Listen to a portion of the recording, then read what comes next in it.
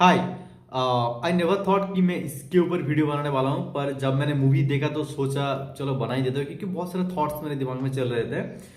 तो कहाँ से शुरू करूँ? जैसे कि जब मैंने इसका टीजर टेलर जो भी मैंने देखा था, प्रमोशनल मटेरियल जितने भी सारे आए थे, वीडियो प्रमोशनल मटेरियल, वो देख के मुझे लग रहा था ये जो तू झूठी में मक्कर वाला लव रंजन वाला जो टेस्ट होता है ना, थोड़ा जो वो जो हाइप रहता है, वो कलर, वो सारी चीज़ें शायद ऐड करना चाहते हैं।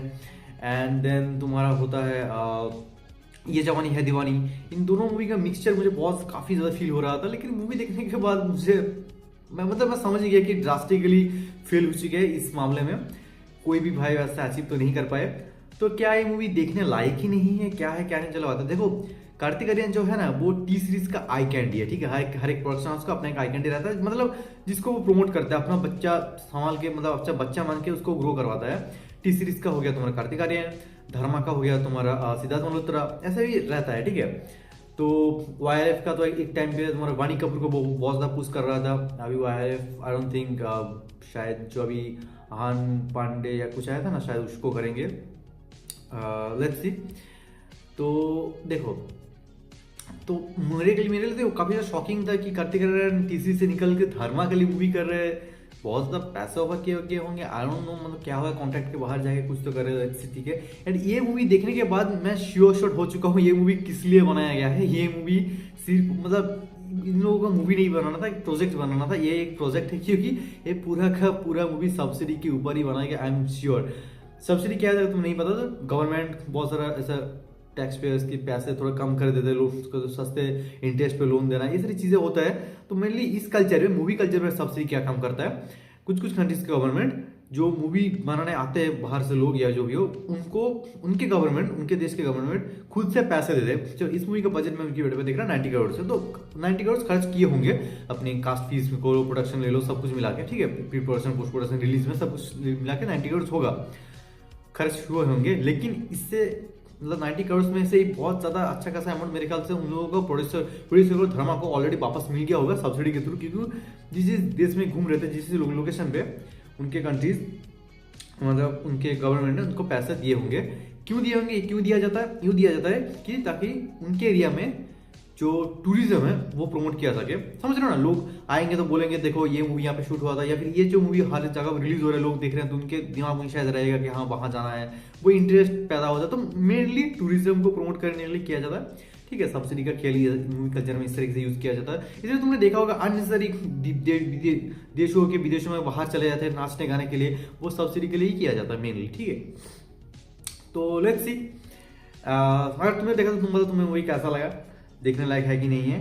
एंड अगर मैं मूवी की क्वालिटी की बात करूँ, राइटिंग क्वालिटी जो भी कह लो, 2 घंटे 15 मिनट के आसपास शायद मूवी था, पर जितना भी था मतलब ऐसा ना कि थोड़ा और टाइम चाहिए था मेरे ख्याल से। बहुत ज़्यादा रश कर रहे थे ये लोग, ठीक है। वो केमिस्ट्री हीरो हीरोइन के बीच में, दो कपल मतलब वो लवर्स के बीच में जो केमिस्ट्री बिल्ड होने के चाहिए था, वो केमिस्ट्री बिल्ड नहीं होता, बहुत रश कर रहे थे। इंटरवल के बाद तो मैं सोच रहा था अब तो बहुत खराब हो जाएगा, लेकिन नहीं, इंटरवल के बाद भी थोड़ा बहुत खींच लिया तो ठीक, मतलब एक चल गया जैसे जैसे। बहुत ज्यादा कुछ एक्सपेक्टेशन मेरा था भी नहीं, टीजर टेलर से भी नहीं था, तो क्योंकि उम्मीद नहीं था तो उम्मीद टूटा, ऐसा नहीं क्योंकि मुझे पहले से ही पता था मैं क्या देखने जा रहा हूँ, ठीक है।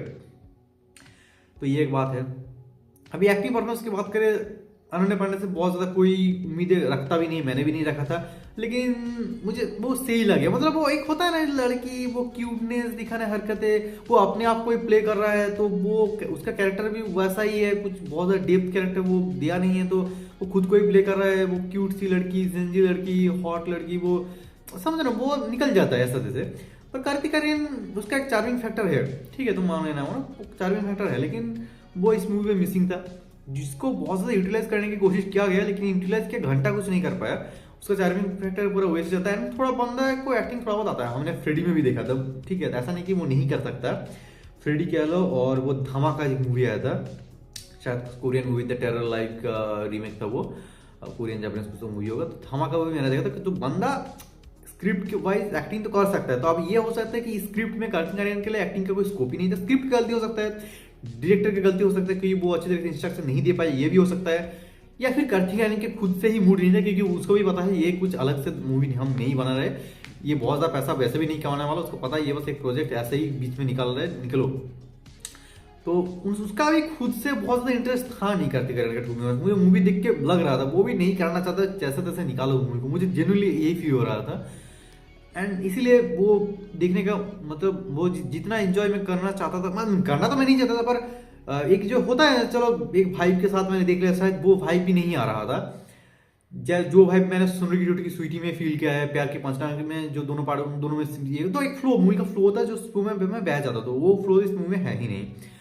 स्क्रिप्ट में भी बहुत ज्यादा कुछ नहीं था, जैसे कि मैंने कहा लोकेशन दिखा रहे हैं, जगह घुमा रहे हैं, बहुत सारी चीजें ठीक है। एक ग्लोरीफाइड टिपिकल जिंजी ग्लोरीफाई जिंजी लव, जो जिंजी लव है तो उनको ग्लोरीफाई मतलब जो मॉडर्न लव, ठीक मतलब क्या कहते हो इसको, रूरल सेंट्रिक एरिया के लिए तो तुम लोग समझ नहीं पाओगे, मतलब जिस तरह से दिखाया गया है वो सब अर्बन सेंट्रिक ऑडियंस के लिए ही है, ठीक है।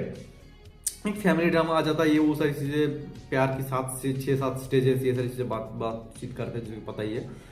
तो मतलब क्या बताऊं यार, रोने धोने का सीन्स तो है लेकिन कहीं पे भी ऐसा इमोशनल नहीं करता मुझे, ठीक है। कॉमेडी बहुत क्रिंज, मतलब अनफनी, लिटरली कुछ कुछ जोक्स जेन्युइनली अनफनी थे, मतलब वो इंटेंशनली अनफनी थे। एंड कुछ लोग जो जोक्स क्रैक करने की कोशिश कर रहे हैं लेकिन वो भी हंसा नहीं आया, बहुत ही फालतू राइटिंग था जोक्स का भी। मैं सोच रहा था शायद एक्टिंग से ये लोग कुछ करेंगे लेकिन वो भी नहीं था।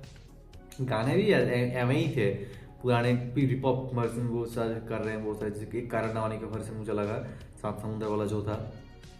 डांस भी कोई ऐसा ही ठीक ठाक था हो गया, हाँ डांस वो जो टाइटल सॉन्ग ट्रैक था उसका डांस परफॉर्मेंस अच्छा था, ठीक है। तो ओवरऑल बस निकल गया। एक बोट पे सीन है, ठीक है, जहाँ पे फ्लैट लाइटिंग आ रहा है कार्तिक आर्यन की बॉडी के ऊपर, वो इतना खराब लग रहा है देखने में, वो इतना ज़्यादा फ्लैट लाइटिंग किया गया है, वो रिफ्लेक्टर्स यूज़ किया गया है। आजकल ओटीटी के लिए रिफ्लेक्टर्स ज़्यादा यूज़ किया जा रहा है, ऐसा मैं सुन रहा था कि ओटीटी भी चाहता है कि अच्छे क्लियर एक क्या कहते हैं कंप्लीट विजुअल रहे सब कुछ चीज़ें, क्योंकि हर कोई चीज़ पर अच्छा टीवी नहीं है तो हर एक स्क्रीन में ताकि अच्छी तरह से दिखे, तो इसीलिए हो सकता है आई डोंट नो, वो चीज़ें बहुत ही फेंकू फेंकू सा लगता है, अनरियलिस्टिक।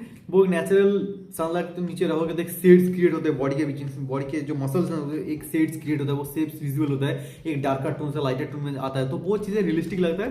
उसमें इतना ज़्यादा रिफ्लेक्टिव चीज़ किया है तो वो बहुत ही फेंकू लग रहा था। तो टेक्निकल डिपार्टमेंट भी बहुत अच्छा कुछ फाड़ दिया, ऐसा भी नहीं है, बस काम चला। मैं क्यों बात कर रहा हूँ इसके ऊपर मुझे भी नहीं पता, तो तुम बताओ तुम्हें कैसा लगा। मैं इसको डिसेंट भी नहीं, मैं रिकमेंड तो दूर दूर तक नहीं है, क्या बताऊँ मैं मतलब देखो जो लोग अच्छा कुछ करने की कोशिश करते हैं फिर भी अच्छा नहीं होता, बहुत बड़े बड़े प्रॉमिस करते हैं फिर खराब हो जाता है, फिर मैं उसको रोस्ट करता हूँ। इनको भी पता है क्या बना रहता है, ज्यादा जो प्रमोशन भी नहीं है, कुछ नहीं हुआ, ऐसे आए गए निकल के काम होता।